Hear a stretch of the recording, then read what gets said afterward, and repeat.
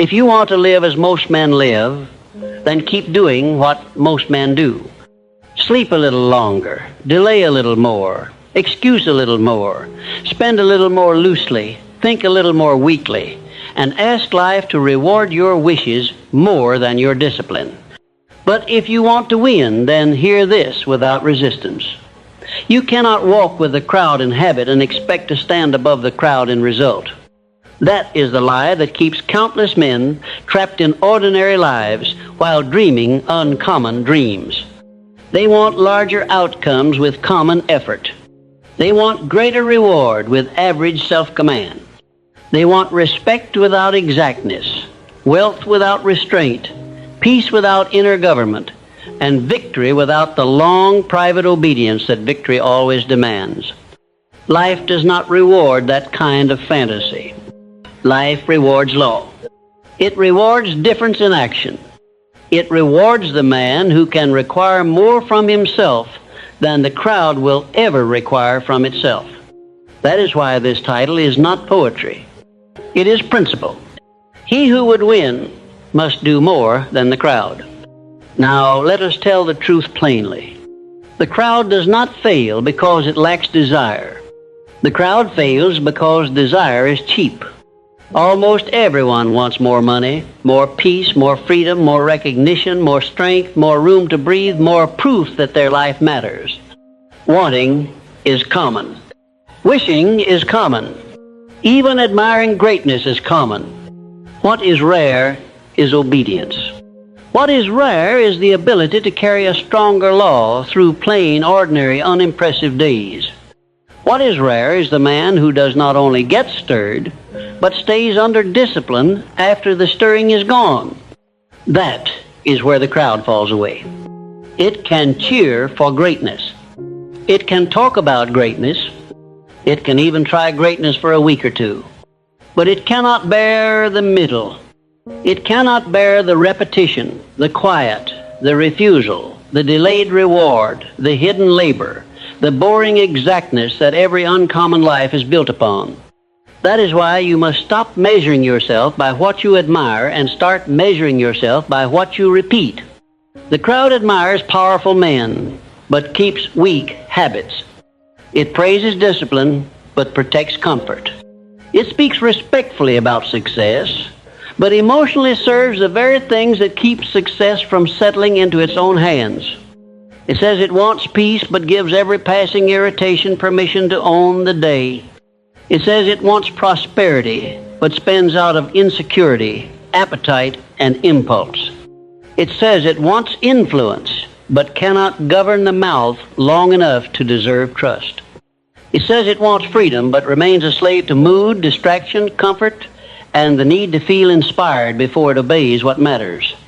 That is crowd-minded living.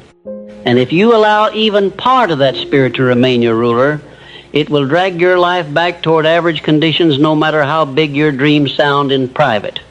So what does it mean to do more than the crowd? It does not mean merely doing more in volume. Many fools are busy. Many weak men exhaust themselves. Many undisciplined men stay in motion and still build nothing worth carrying. To do more than the crowd means you bring more seriousness, more order, more patience, more exactness, more restraint, more consistency, more truth, and more endurance than the crowd is willing to bring. It means when the crowd waits for ideal conditions, you begin under imperfect ones.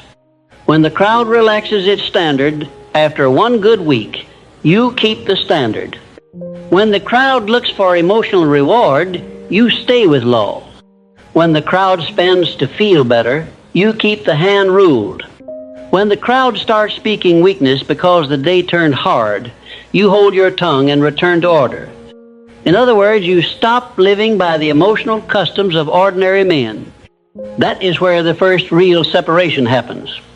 Not in public image, in private government.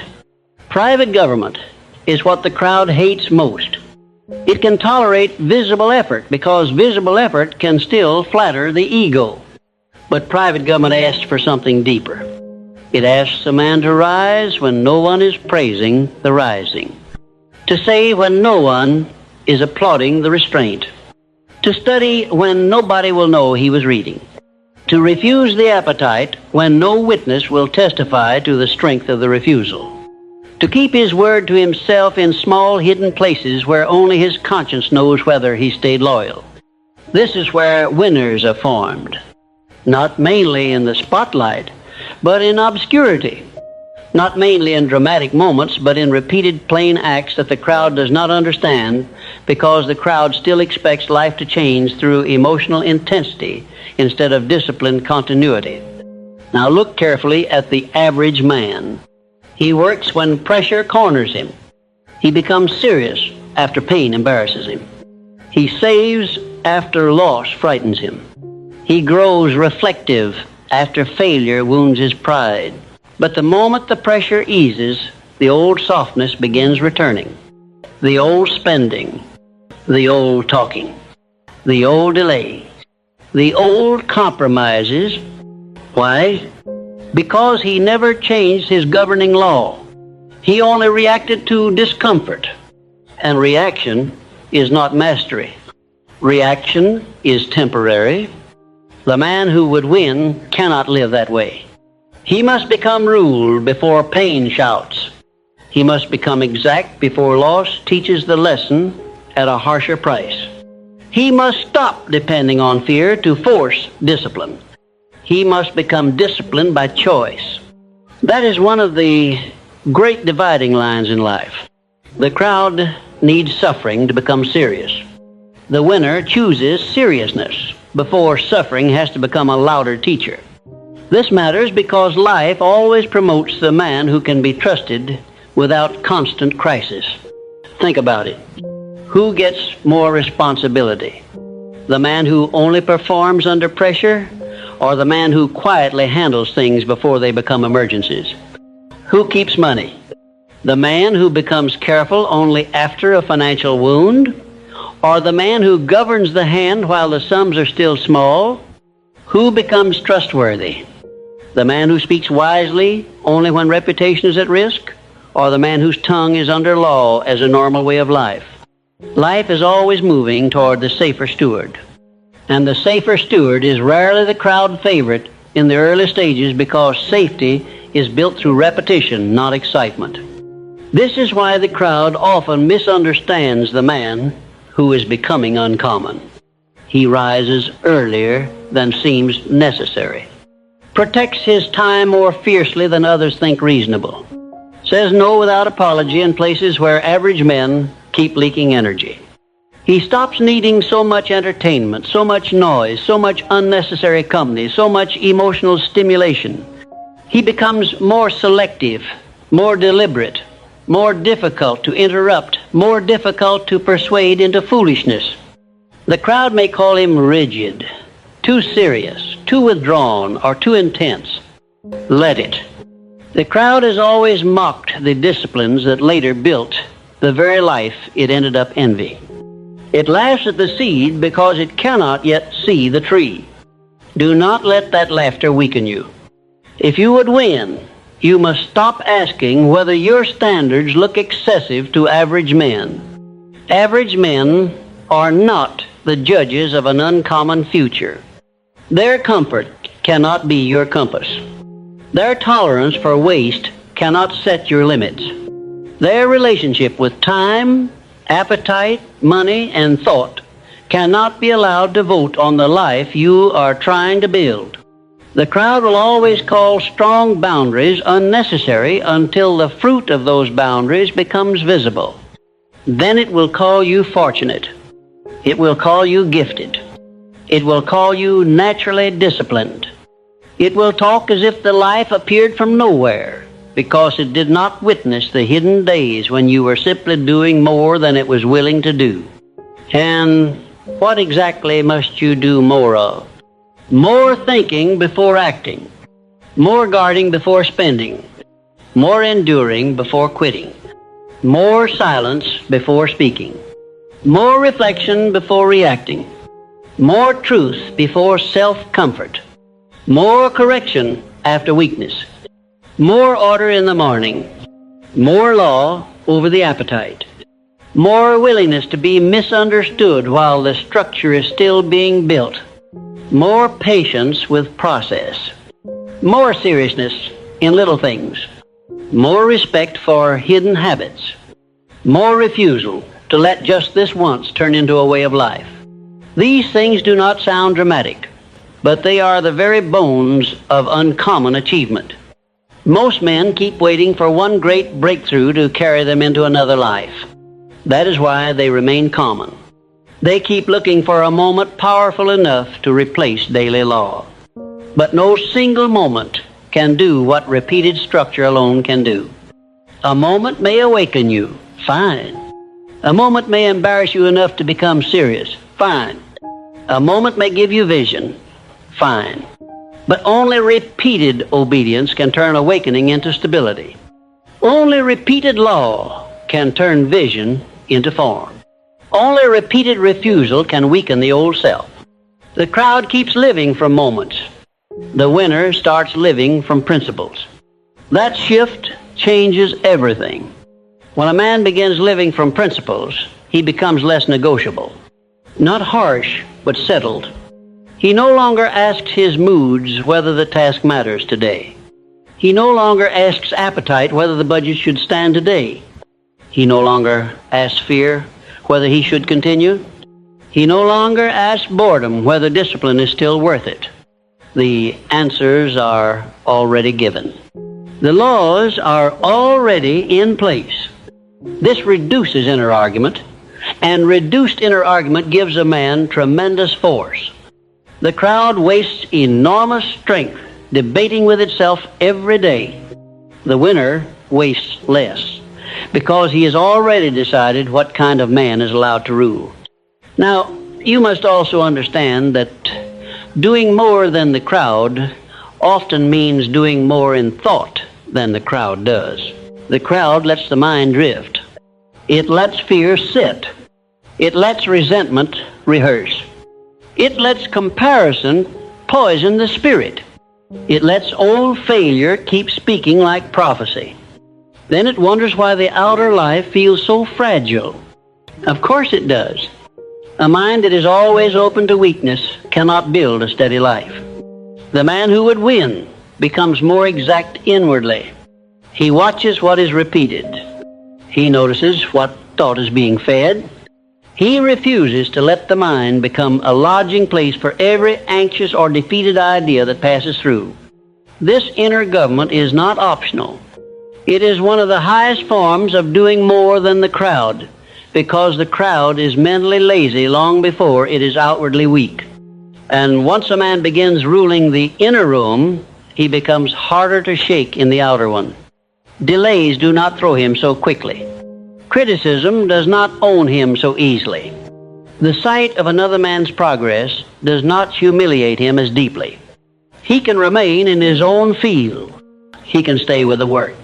He can continue when the day is plain. That is real strength. Not noise, not image, not pretending. Strength. Now let us strike at one more lie before we end this opening part. Some people hear this teaching and imagine that to do more than the crowd means to become driven by comparison. No, comparison is still a crowd habit. The crowd is obsessed with where everyone else stands. It is forever measuring, reacting, envying, explaining. The winner is not trying to be different merely for the sake of ego. He is trying to be ruled. He is trying to become fit for what he seeks. He is not racing ordinary men as much as he is refusing the ordinary law that once ruled his own life. This is more powerful because it keeps the work clean. He is not becoming disciplined to perform superiority. He is becoming disciplined because truth demands it. That is the direct challenge before you. Stop asking whether you want to win. Wanting is cheap. Ask whether you are ready to separate, ready to leave ordinary thinking, ready to leave common spending, ready to leave weak speech, ready to leave emotional self-indulgence, ready to leave average excuses, ready to leave the lazy hope that somehow life will deliver uncommon fruit to a man still living under ordinary law. Because it will not. He who would win must do more than the crowd, and he must do it especially in the private places where the crowd is never interested enough to look. That is where the uncommon life begins. Now, once a man accepts that he cannot win while living by the customs of the crowd, a second truth rises with even greater force. It is not enough to do more once. He must be willing to do more repeatedly, quietly, and without needing every act of obedience to feel heroic. That is where the crowd falls away. The crowd admires intensity. It can gather round a strong speech. It can feel stirred by a new beginning. It can make promises under pressure and mistake that emotional heat for transformation. But when the dust settles, when the day becomes plain, when the task becomes repetitive, when the room grows quiet and no immediate reward is visible, then the crowd returns to its old masters. Comfort, delay, appetite, excuse. The man who would win learns how not to return with it. He stays under the law after the excitement is gone. That is where real separation begins. This is why winning is not mainly a matter of dramatic effort. It is a matter of repeated exactness. A fool may work furiously for 3 days and call himself serious. A weaker man may make one great sacrifice and speak of it for months as though life owes him something for the act. But the winning man knows that one strong day proves little if it is followed by 6 weak ones. One stirring vow means little if the next ordinary week is handed back to drift. A man does not become uncommon because he touched discipline once. He becomes uncommon because discipline became the shape of his life long after it stopped feeling new. That is where the crowd always begins bargaining. The first bargain sounds harmless. I have already done enough for today. One loose hour won't matter. One careless purchase won't change much.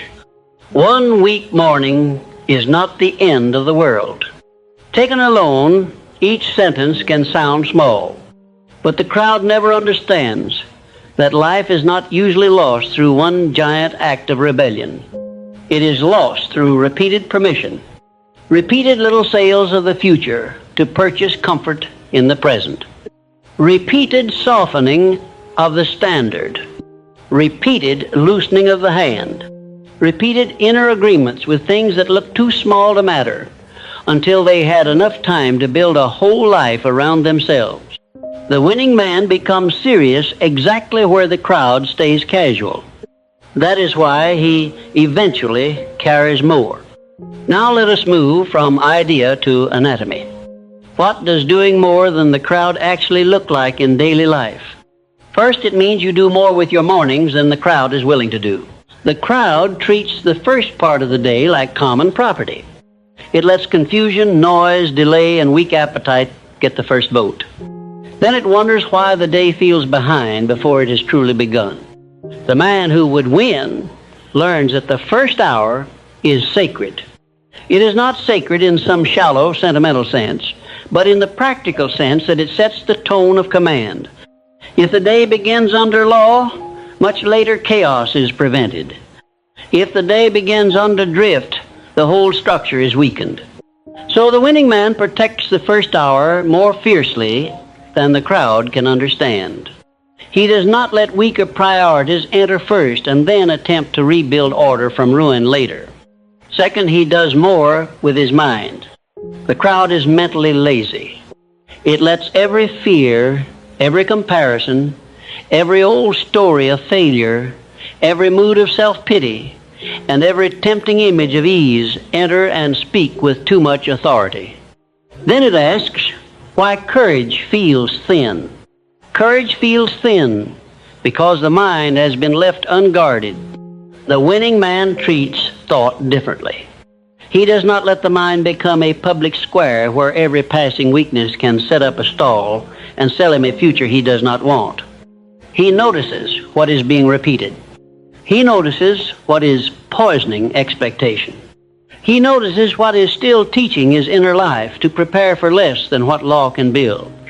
Then he corrects it, not theatrically, repeatedly. This inner seriousness gives him an advantage the crowd cannot see until it starts showing up in outer steadiness.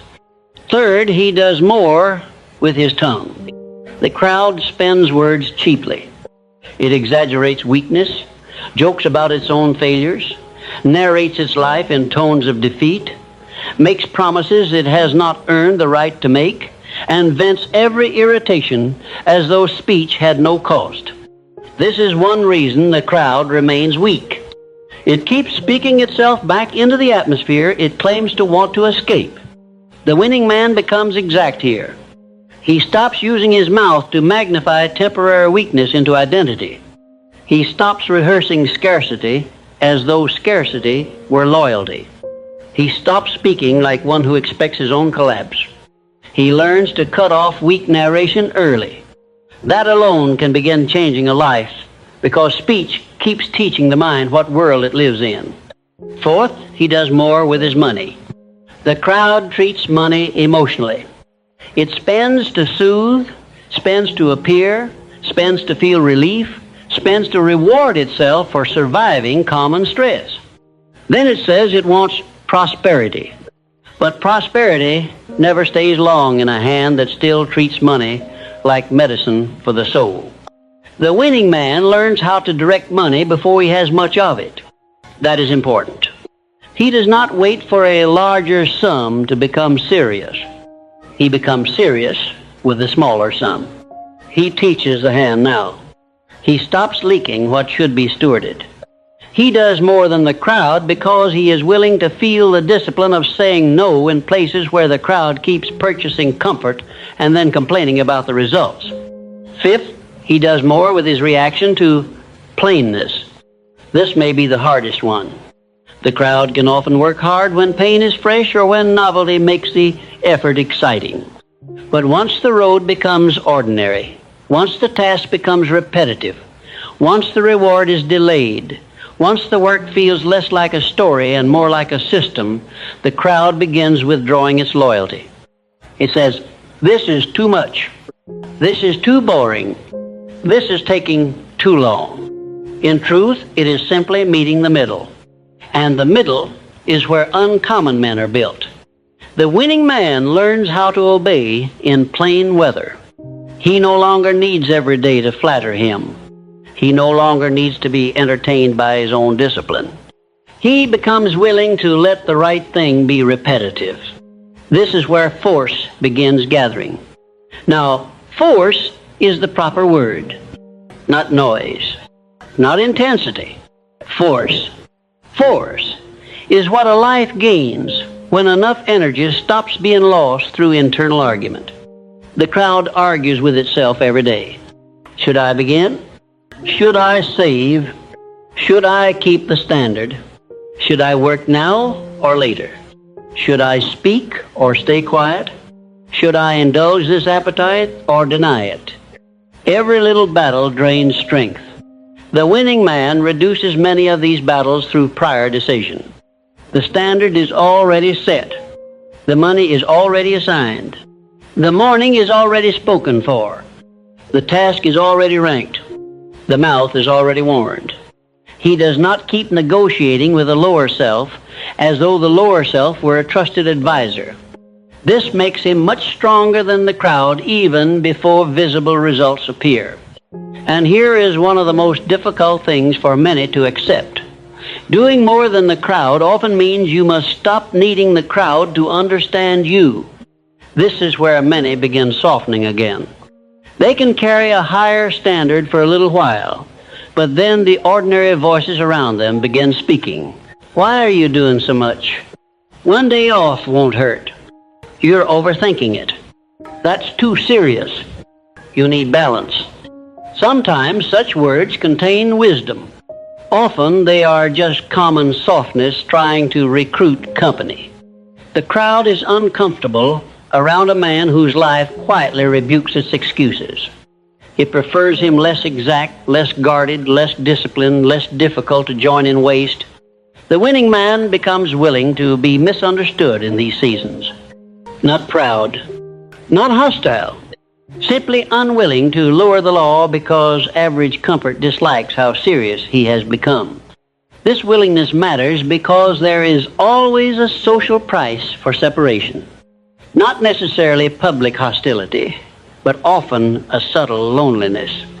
You say no more often. You disappear from certain kinds of foolishness. You stop laughing at things that once kept you weak. You stop joining conversations that drain the spirit. You become harder to access in low ways. The crowd may call this distance fine, better distance from weakness than intimacy with everything that keeps a man common. This kind of loneliness is not a punishment. It is often part of the narrowing through which stronger lives are born. Now, let us go one layer deeper. He who would win must also do more than the crowd in patience. This is not often named enough. The crowd wants quick signs, quick proof, quick promotion, quick reliefs, quick evidence that the work is worth it.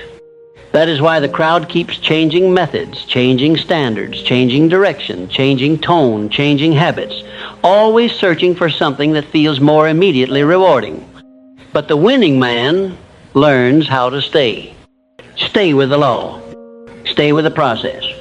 Stay with the field long enough for the roots to deepen. This staying is one of the strongest forms of more, because most men are too restless to remain with truth once truth becomes repetitive. And because they do not stay, they never gather the power of compounding. Compounding is one of the least dramatic and most devastatingly effective laws in life. A few wise mornings compound.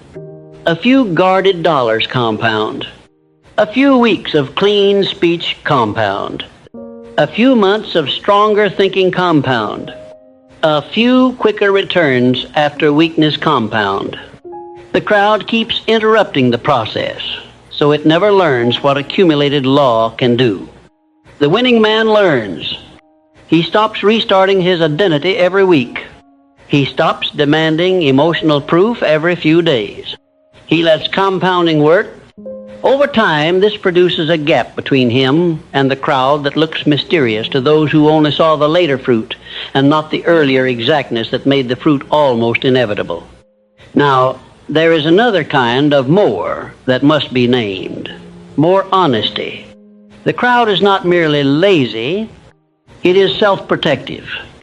It likes explanations that keep its image comfortable. It says, I'm just tired. I've been under pressure. I deserve a break. Everyone does this. I needed something for myself. Sometimes those things are partially true, but often they are softer names for appetite, delay, vanity, waste, and poor self-government. The winning man becomes more honest than the crowd is willing to be. He calls things by their proper names. He says that was softness. That was fear. That was waste. That was vanity. That was me negotiating with weakness again. This honesty is powerful because what is properly named can be properly ruled. The crowd keeps misnaming its weaknesses and therefore keeps them alive. Now, honesty by itself is not enough. But without honesty, there is no strong beginning. Once a man sees clearly, he can act clearly. He can stop pretending the lower thing is harmless. He can stop calling disorder my personality. He can stop calling emotional spending reward. He can stop calling laziness balance. He can stop calling cowardice being realistic. These corrections of language help rebuild the life because language always helps build the inner map. If the map is false, the man gets lost while still thinking he is wise. That is why the winning man becomes more severe in private and often calmer in public. He is severe with his own excuses, severe with the ways he leaks force, severe with the habits that keep trying to return under polite names. But publicly, because his inner world is more ruled, he often looks more settled than the crowd. This confuses people. They think seriousness must look loud. Not so. Much of the strongest seriousness looks like steadiness. Less drama. Less overreaction. Less show. More completion. More follow-through. More structure. More substance. This is where many make a final mistake. They think doing more than the crowd means being constantly intense. No. Constant intensity often burns out shallow men. The winner learns something better. He learns sustainable exactness. He learns how to become boring in the right places, boring with a standard,